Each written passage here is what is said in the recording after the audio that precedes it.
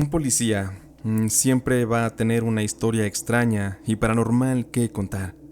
Esas largas noches de rondines por las ciudades siempre dejan una impresión paranormal que ha sido amarga, aterradora y puede incluso marcar sus vidas.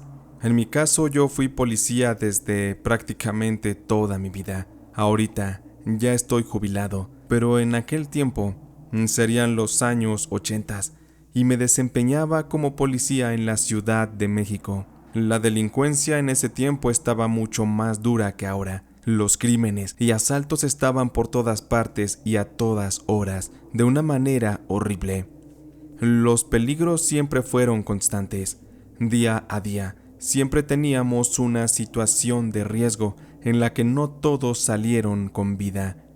Me tocó ver a muchos de mis compañeros caer en el servicio de su deber de una manera aterradora e injusta. Una ocasión fuimos encomendados a catear un edificio en el que se sospechaba había venta de drogas. Se trataba de unos departamentos muy viejos, en un lugar que tenía 4 pisos y cerca de 12 viviendas. Íbamos todos armados y dispuestos a entregar la vida con tal de que se lograra la misión que se nos encomendó. Llegamos al lugar 2 patrullas, con cerca de 10 policías cada una. De inmediato entramos al lugar, y 2 policías se quedaron a hacer guardia para impedir que la gente entrara o saliera. Se nos había dado órdenes de golpear y amedrentar a los habitantes con tal de sacarles la verdad, en caso de ser necesario. Varios de mis compañeros entraban y sacaban a la gente a patadas y a macanazos. En mi caso me tocó revisar un departamento donde vivía una familia muy humilde.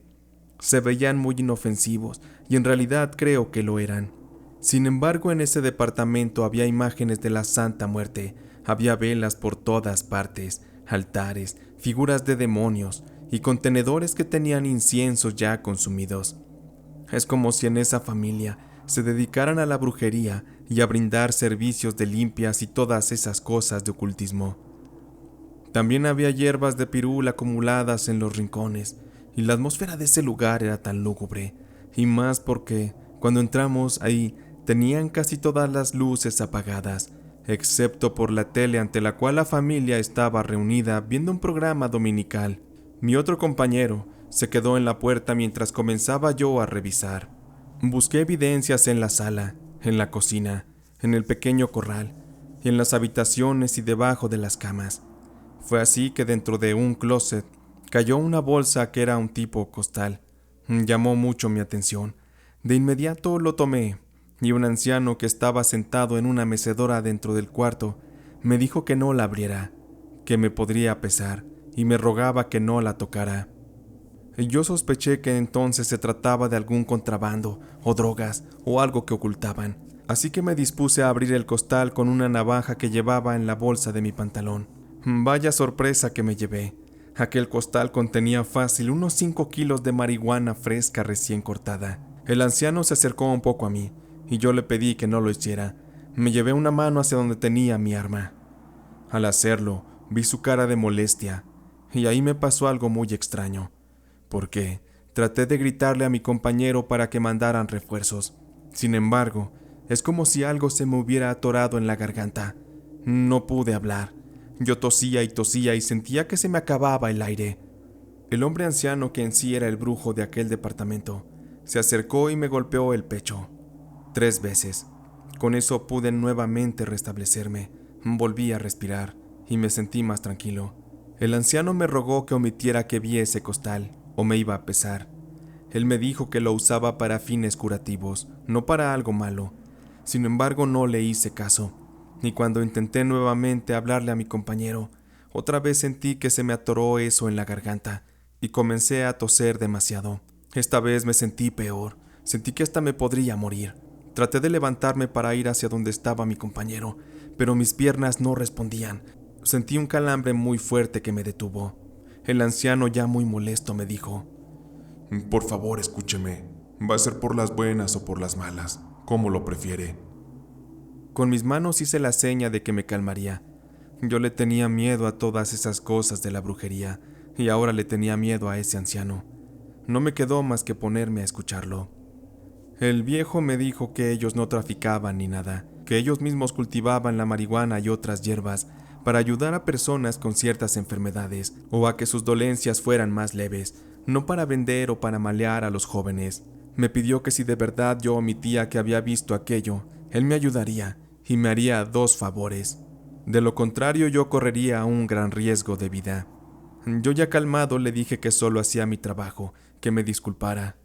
El brujo me interrumpió y me dijo que de verdad yo corría peligro, que le hiciera caso, porque sin su ayuda yo moriría muy pronto. Yo dudé de su poder y le dije que mi trabajo todos los días me exponía a la muerte, así que no venía bien al caso tratar de envenenar mi mente con eso, pero el brujo me respondió: Mira, ten, toma esto. Es un amuleto de protección. Te servirá una sola vez en la vida, y cuando sea usado, deséchalo porque traerá mucho mal cargado. Además de esto, te voy a adelantar un primer favor. Te voy a dar una noticia. Fíjate, esta noche que regreses a tu casa, tu esposa te recibirá con la noticia de que serás padre por segunda vez. Con eso te demostraré mi poder, así que hagamos un trato. Si yo estoy equivocado en lo que te he dicho, aquí te espero mañana con la puerta abierta para que me arrestes, pero si estoy en lo cierto, déjame seguir trabajando. Y a la vez te prometo que ese amuleto que te acabo de entregar te salvará la vida, créemelo. Creo que ya con las demostraciones de poder que el brujo me había hecho, y yendo en contra de mi ética, le acepté el amuleto y él me lo colgó con sus manos en el cuello. Era una especie de collar que tenía restos de huesos y garras de algún felino salvaje. Le di las buenas noches y me retiré pensativo, porque también mi esposa me había dicho días antes que tenía sospechas de estar embarazada. Pero ¿cómo lo podría saber ese anciano? Eso me hizo tener más respeto por la brujería y todas esas cosas de ocultismo. El brujo y su familia me veían con miedo, cómo me retiraba yo y le decía a mi compañero que todo estaba bien, que nos fuéramos. La mujer cerró la puerta de ese departamento y con una pintura en spray marqué un círculo indicando que el lugar había sido revisado y estaba limpio. En total esa noche fueron arrestados 4 sujetos y llevados a la delegación. Al dar las 11:30 terminó mi turno y me fui para mi casa a descansar. Ya me lo merecía. Mi esposa Liliana me esperaba en la habitación muy emocionada. Al verme, ella me abrazó y me entregó un sobre en el que le habían dado los resultados de una prueba de embarazo que tenía un resultado positivo.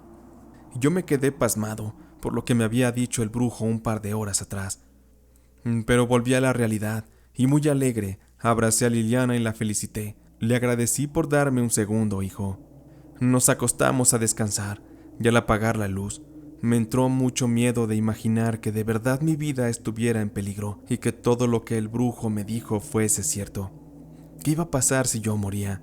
No podía dejar a Liliana sola con todas las responsabilidades de la casa y de los niños. Por mi mente pasó la idea de dejar el trabajo de policía y dedicarme a otra cosa. Ya no quería exponerme a morir en mis deberes. Me puse de límite solo terminar el mes y buscar otro empleo. Después de aquella noche en que conocí al brujo, siempre llevaba conmigo el amuleto que él me regaló. La verdad es que me daba miedo se cumpliera lo que él me había dicho. Semanas después recibimos un llamado para atender una riña que se había desatado. En la patrulla solo íbamos un compañero y yo, y fuimos primero a revisar qué estaba ocurriendo. Pero aún así, casi al llegar, pedimos refuerzos que tardarían 5 minutos más que nosotros en llegar. Cuando arribamos a la zona, se trataba de un barrio muy pesado, muy peligroso. La calle estaba despejada de personas. Solo se encontraban al costado de la calle hileras de carros estacionados y algunos con los vidrios quebrados.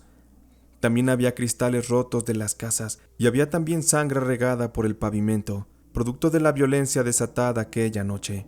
Había también un viento que sacudía el desolador momento y le daba un toque lúgubre a la noche. Mi compañero Paco me dijo que se veían unos tipos sospechosos en uno de los autos que estaban estacionados. De inmediato, me bajé para revisar a ver qué ocurría y pedirle a los tipos que se bajaran.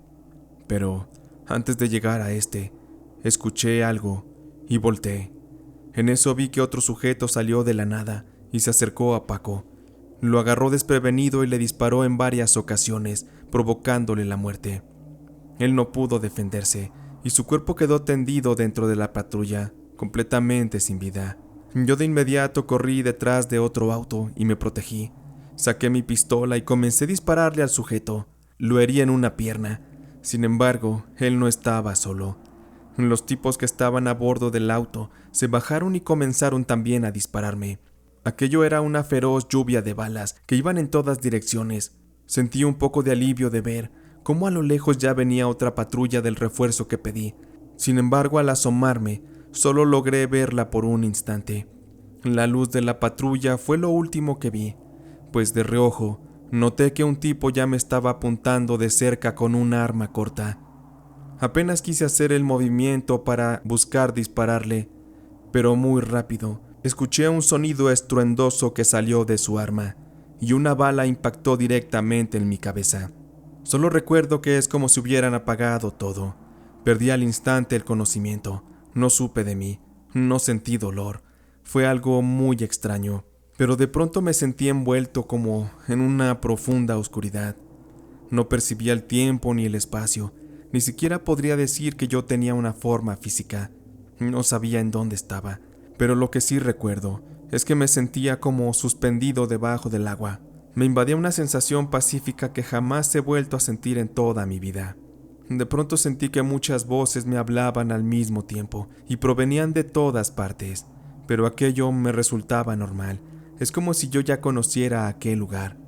Después de todo aquello, vi como una luz muy blanca comenzó a cubrirlo todo, y al instante sentí que esa luz me jaló hacia una especie de túnel, y a la velocidad de la luz fui sacudido y traído de nuevo a la realidad.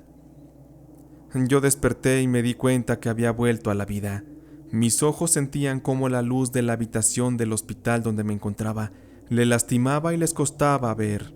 También vi que muchos doctores llegaban y se ponían a mi alrededor. Había un alboroto y todos hablaban al mismo tiempo. No sabía cómo había llegado yo hasta ahí, o por qué estaba vivo, si había recibido un balazo en la cabeza. Yo claramente lo vi. Los médicos se alegraron de verme despertar. Vi cómo mi esposa Liliana entró a la habitación y llorando me abrazó. A ella ya se le notaba su pancita de embarazo. Me dio mucho gusto verla y estar vivo, pero a la vez estaba asustado y confundido. Yo sentía muchísima sed y hambre, así que le pedí a una de las enfermeras que me sirviera por favor un poco de agua. Mientras la bebía con desesperación, les pregunté a los médicos que cómo era posible yo hubiera sobrevivido a una bala en la cabeza. El médico me vio y me dijo: A ver, señor, espere, ¿cuál bala? ¿De qué habla? Yo, confundido por su respuesta, le dije: Sí, lo último que recuerdo fue que un tipo me apuntó desde muy cerca con su pistola y me disparó directo en la cabeza. El médico, un poco impulsivo, me interrumpió: No, para nada, señor. En aquella escena de la balacera, sí murió su compañero, el que estaba a bordo de la patrulla, y murieron otros 2 de sus compañeros. Aquello fue una batalla infernal en la que todos los delincuentes murieron. A usted lo encontraron desmayado y no se le pudo traer a la conciencia. Es por ello que la ambulancia lo trajo aquí al hospital, y fue así que descubrimos usted se encontraba en un profundo coma. La verdad no nos explicamos cómo fue que sucedió. Es el primer caso que nos toca así, y de verdad estamos sorprendidos. Me llegó un profundo shock que no podía comprender, y con eso las palabras del brujo aquel me pasaron por los pensamientos al instante. Aquellas palabras en las que el brujo me advertía que su amuleto me salvaría una sola vez de morir, porque yo estaba en un peligro de muerte. Cuando me entregaron mis cosas en el archivo policiaco, me encargué de enterrar el amuleto en un lugar lejano para que su energía no le hiciera mal a nadie. Fue un milagro totalmente lo que me ocurrió. Aquello me motivó a seguir en la labor de policía, porque yo sabía que había fuerzas superiores que me podían proteger. Además, con tantas injusticias que yo veía en el día a día, yo no podía darme el lujo de hacer que no veía lo que ocurría. Si había alguien en el mundo a quien yo pudiera ayudar, sin duda lo haría.